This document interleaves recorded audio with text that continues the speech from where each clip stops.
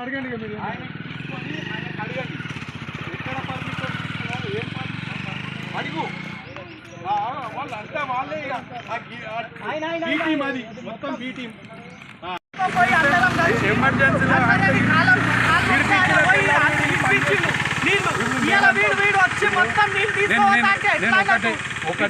ఇప్పుడు ఈ 5 రైతులు ఉన్నారు సార్.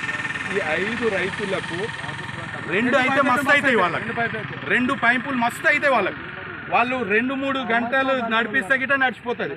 ఈ 5 వాళ్ళకి అవసరం గిట్ట లేదు సార్. వాడు వీళ్ళందరినీ చూపెట్టి ఆ నాటకాలు చేస్తున్నారు. 10,000 ఖర్చు అవుతుంది. మంది తీసుకుంటాము. ఒక్కొక్క రైతు కూర్చుంటాం సార్. వాడు ఇప్పుడు మీకు కావాలి, కోటీశ్వరుడు కావాలి. మా అసంటో రైతులు అవసరం లేదు. తూప్రాన్ మున్సిపల్ పరిధిలోని మన గద్ద లిఫ్ట్ ఇరిగేషన్ ప్రాజెక్ట్ నుంచి అక్రమంగా నీటి తరలింపు, రాత్రి పైప్ లైన్ జాయిన్ చేయడం అయింది. ఈ ఉన్న మన బీటీ రోడ్ని డ్యామేజ్ చేసి పైప్ లైన్ ఇంతవరకు ఉండే ఈ కలెక్షన్ ఇట్లా అని రోడ్ డ్యామేజ్ చేసి డ్యామ్లో కలుపుతామని తీసుకెళ్ళారు. అయితే మనము 10వ నెలలో కంప్లీట్ ఇచ్చినాము. ఆర్డీఓకు, డిఈకి, ఎంఆర్ఓ కూడా కంప్లీట్ ఇచ్చినాము. ఆ కంప్లైంట్ ఇంకా అట్లే ఉన్నాయి.